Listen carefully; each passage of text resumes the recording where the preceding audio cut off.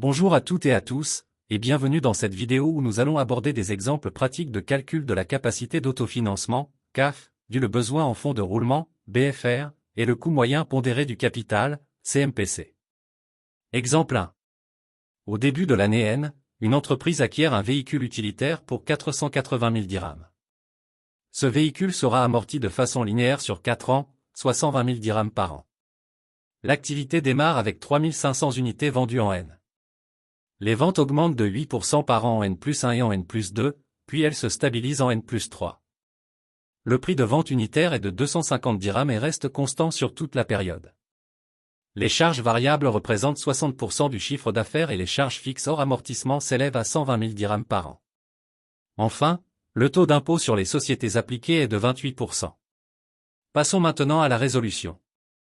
En N, le chiffre d'affaires se calcule en multipliant les 3500 unités par le prix unitaire de 250 dirhams, soit 875 000 dirhams. En N+1, après l'augmentation de 8%, le chiffre d'affaires atteint 945 000 dirhams.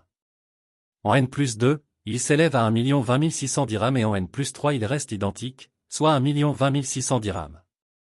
Les charges variables représentent 60% du chiffre d'affaires. Le chiffre d'affaires en N étant de 875 000 dirhams, les charges variables s'élèvent à 0,60 fois 875 000 égale 525 000 dirhams. La marge sur coût variable correspond au chiffre d'affaires diminué des charges variables, soit 875 000 moins 525 000 égale 350 000 dirhams. En retranchant ensuite les charges fixes hors amortissement de 120 000 dirhams, on obtient l'excédent brut d'exploitation, EBE, qui vaut 350 000 moins 120 000 égale 230 000 dirhams. Après avoir soustrait la dotation annuelle aux amortissements de 120 000 dirhams, correspondant à l'investissement de 480 000 divisé sur 4 ans en raison de l'amortissement linéaire, le résultat avant impôt est de 230 000 moins 120 000 égale 110 000 dirhams. L'impôt sur les sociétés au taux de 28% sur ce résultat donne 0,28 fois 110 000 égale 30 800 dirhams, ce qui conduit à un résultat net après impôt de 110 000 moins 30 800 égale 79 200 dirhams. Enfin, la capacité d'autofinancement, CAF, se calcule en ajoutant à ce résultat net la dotation aux amortissements montant non décaissés, soit 79 200 plus 120 000 égale 199 200 dirhams pour l'année N.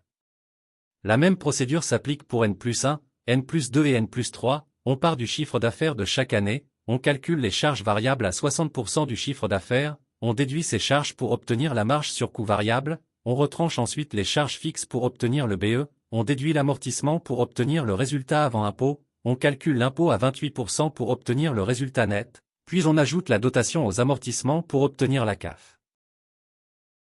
Exemple 2. Imaginons une petite entreprise de confiserie qui souhaite acheter une nouvelle machine de production pour améliorer sa capacité de fabrication et augmenter son chiffre d'affaires. L'investissement initial pour cette machine est de 15 000 dirhams. Le projet est prévu sur une durée de 3 ans. L'entreprise a estimé sa CAF économique sur les 3 années suivantes. Année 1, 5 000 dirhams. Année 2, 8 000 dirhams.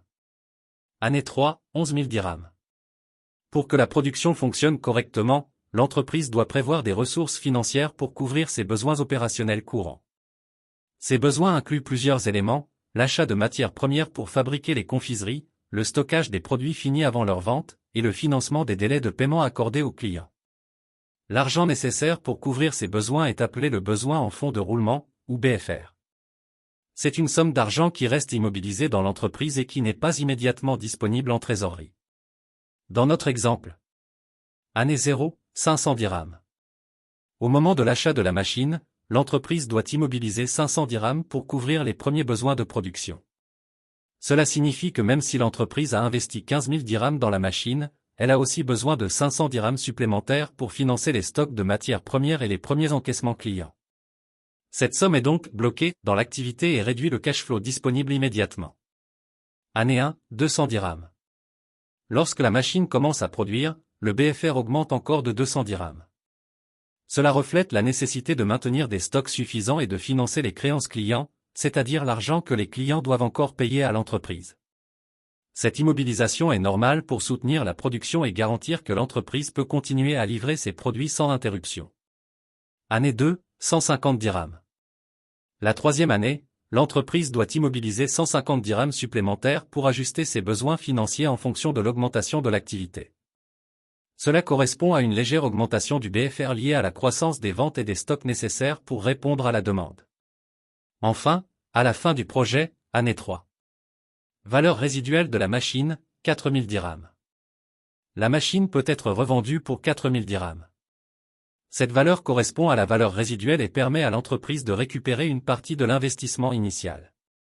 C'est une rentrée de trésorerie qui s'ajoute au flux généré par l'activité. Récupération du BFR, 850 dirhams soit 5 cents plus 200 plus cents 50. En même temps, l'entreprise récupère le BFR qu'elle avait immobilisé au fil des années, soit 850 dirhams. Cela représente l'argent bloqué dans les stocks et créances clients qui redevient disponible. En combinant la CAF économique générée par l'activité, la valeur résiduelle et la récupération du BFR, l'entreprise obtient un cash flow final important, reflétant à la fois la rentabilité de l'investissement et la libération des ressources financières immobilisées. Exemple 3. Dans cet exemple, nous allons calculer le CMPC, c'est-à-dire le coût moyen pondéré du capital, d'une entreprise. Supposons que cette entreprise dispose des ressources financières suivantes. Des capitaux propres de 2 400 000 dirhams, avec un coût de 9%. Et un emprunt de 600 000 dirhams, dont le coût net d'impôt est de 7%. La formule du CMPC est la suivante. CMPC égale, capitaux propres fois coût des fonds propres plus dette fois coût des dettes, divisé par, capitaux propres plus dettes.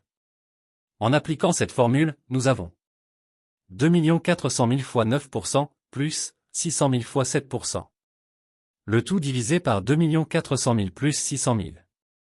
Cela donne 216 000 plus 42 000 égale 258 000. Que nous divisons par 3 millions. Résultat, le CMPC est de 8,6%. Autrement dit, le coût moyen pondéré du capital de l'entreprise est de 8,6%. Ce taux représente à la fois le rendement minimum attendu par les investisseurs et les créanciers. Et il correspond aussi au taux d'actualisation des cash flows futurs de l'entreprise.